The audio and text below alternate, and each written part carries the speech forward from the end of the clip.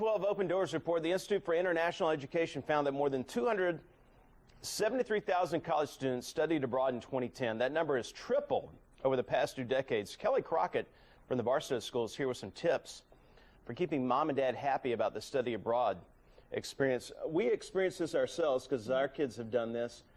Why are more kids going now than they used to?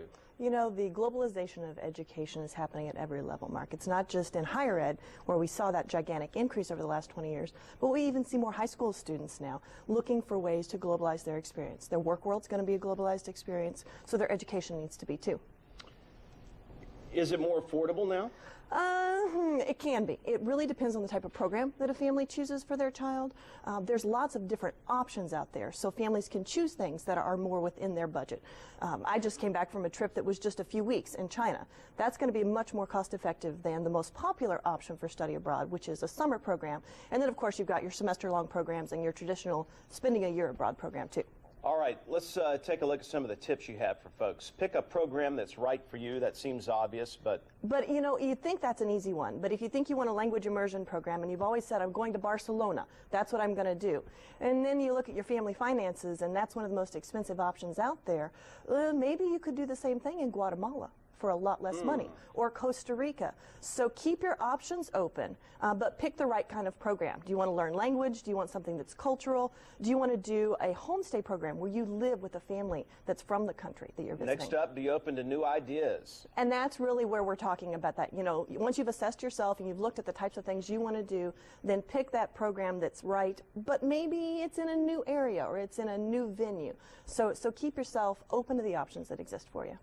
What about medical insurance? Oh my gosh, is that important? I hate the thought of any of our children going overseas and needing to have medical insurance. But if they do, this is one of the most important things families need to make sure is in place before they leave. And one of the pieces that I always like for families to check for in their insurance is that there is a clause within it that allows the child to be transported home. The last thing you want is a sick kiddo in another country who can't get home.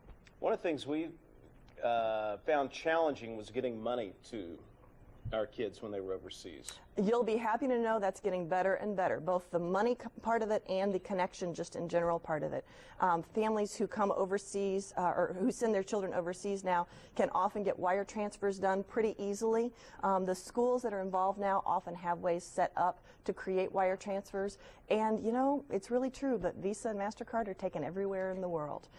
And as far as the connection goes with staying in contact, I was amazed when I was overseas just a few weeks ago how convenient and easy and readily available things like Skype, iChat, FaceTime, all of those things are, so that kids and parents can stay in touch no matter where in the world the kid may be. But if you're using your cell phone, you do have to call them ahead of time to make sure that you're not going to get all these overage charges for being overseas. I mean, you can have thousands of dollars in bills if you're not careful. That's a very good point. And what I ask parents to do before they send their children overseas is look at the difference between adding on an international plan to your existing phone or going ahead and getting them a domestic phone within the country, because that can even be cheaper sometimes if they're going to be there for a semester or a year. Very good. Thank you. Well, this is something a lot of football fans would like to do to the